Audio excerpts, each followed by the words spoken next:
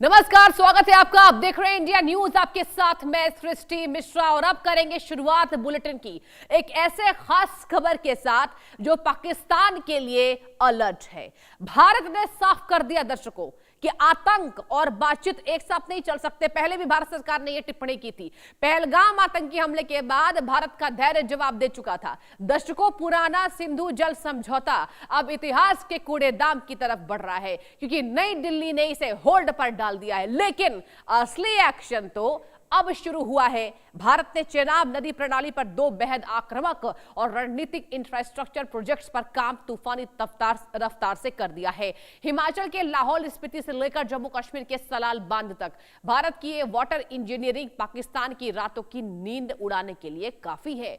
लाहौल स्पीति में बनने वाली विशाल inter basin water diversion tunnel Chenab के पानी का रुख ब्यास नदी की तरफ मोड़ देगी। ध्यान से सुनिएगा, यह खास खबर है जो सीधे भारत के काम आएगा। वहीं सलाल बांध में दशकों से बंद पूरी गाद की समस्या को दूर करने के लिए नई बाईपास टनल बनाई जा रही है, जो पाकिस्तान की पुरानी आपत्तियों को ठेंगे पर रखकर सलाल पावर स्टेशन की ताकत को दुगना कर देगी। अब क्या होगा? इस्लामाबाद में हाहाकार मचेगा, हड़कंप मचा है। जी हां, पाकिस्तान सेना से लेकर वहां के हुक्मरान तक ये समझ चुके हैं कि भारत अब सिर्फ बातें नहीं करता, बल्कि वो करने जा रहा है जिससे पाकिस्तान की कृषि, बिजली और पूरी अर्थव्यवस्था बूंद बूंद पानी के लिए तरस जाएगी।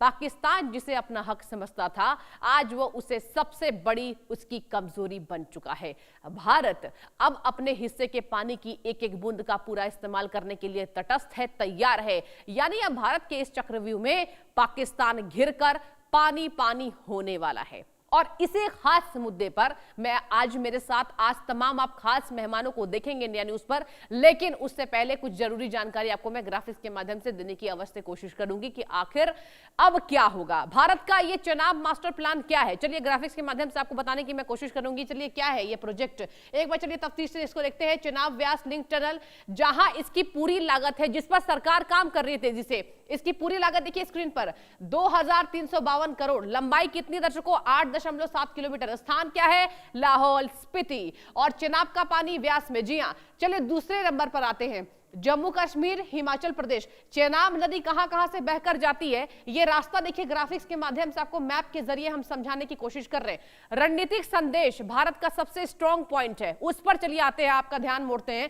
पानी की हर बूंद का उपयोग भारत करेगा। इससे क्या होगा?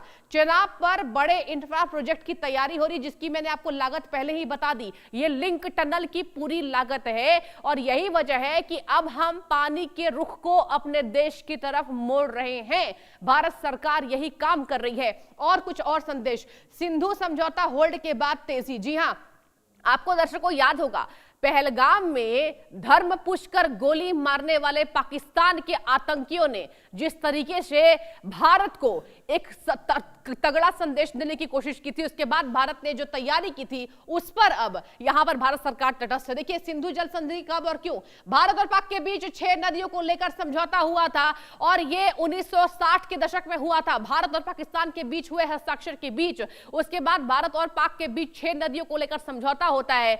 समझौते के तहत भारत को रावी, ब्यास, सतलुज का अधिकार मिला था, पाक को सिंधु, झेलम और चेनाब के पानी के इस्तेमाल की परमिशन मिली थी। और आपको मैंने जैसे पहले बताया था कि हमारे साथ खास मेहमान जुड़ेंगे। मकसद देखिए एक बार बताने देना चाहती हूं चर्चा में जाने से पहले, दोनों देशों में पानी को लेकर संघर्ष ना हो, खेती में बाधा ना आए और भारत ने हमेशा इस संधि का सम्मान किया था। पाकिस्तान प्रायोजित आतंकी हमलों के बाद भारत ने एक कड़े फैसले लिए थे। भारत ने संधि में संशोधन और निलंबित करने जैसे कड़े कदम उठाए थे। ये मैंने आपको पूरी जानकारी दे दी। और अब चलिए इससे पाकिस्तान की क्यों नींद उड़ी, यह भी ग्राफिक्स के माध्यम से आपको समझाने की मैं कोशिश करूंगी। दर्शकों आते हैं कि दुश्मन देश यानी पाकिस्तान का नुकसान क्या होगा। कृषि पर प्रहार है, अब पानी के लिए बूंद बूंद तरसेगा पाकिस्तान। आतंकियों को पनाह देने वाला, खाना खिलाने वाला, पालने पोसने वाला। पाकिस्तान की 80% खेती सिंधु, झेलम और चेनाब पर निर्भर है। जी हां, पाकिस्तान के अन्न भंडार पंजाब प्रांत चेनाब नदी के पानी पर टिकी हुई है। चेनाब का पानी व्यास में डाइवर्ट होने से पाकिस्तान की नहरें क्या होंगी? ऑफ कोर्स सूख जाएंगी। जी हां, कपास, गेहूं और धान की फसल पानी की कमी से बर्बाद हो जाएंगी। पाकिस्तान खाद्य के संकट से पहले जूझ रहा है और अब भूखमरी जैसे हालात पैदा हो जाएंगे। रन ऑफ द रिवर का बहाना खत्म होगा। जी हां, रन ऑफ द रिवर का बहाना खत्म होगा। देखिए, एक बार आपको हम मैप भी समझाने की पूरी कोशिश कर रहे हैं।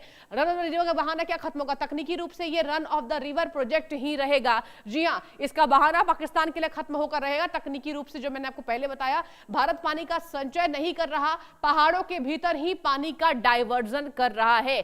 ये तमाम दो बड़े प्रोजेक्ट्स जो पाकिस्तान की आर्थिक कमर को तोड़कर रख चुका है। और अब चलिए, हमें इंतजार रहेगा कि शहबाज सरकार क्या कहती है। इंतजार रहेगा और हम आपको दिखाएंगे, अपडेट भी देंगे। पाकिस्तान के यहां भारत के इस कदम से उनकी ऊर्जा सुरक्षा को गहरा झटका लगेगा। आप देखिए, एक बार मेरे पीछे आप ये मैप देखिए, पंजाब, रावी नदी, सतलुज नदी भारत, यहां भारत है, चिनाब नदी चीन। जी हां, तो कौन कौन से वो तमाम नदियों के ऊपर ये जो समझौता हुआ था, अब उसका अल्टीमेटम भारत ने दे दिया है। पाक पर क्या होगा? ब्लैकआउट का खतरा होगा। ये भी चलिए समझाते हैं।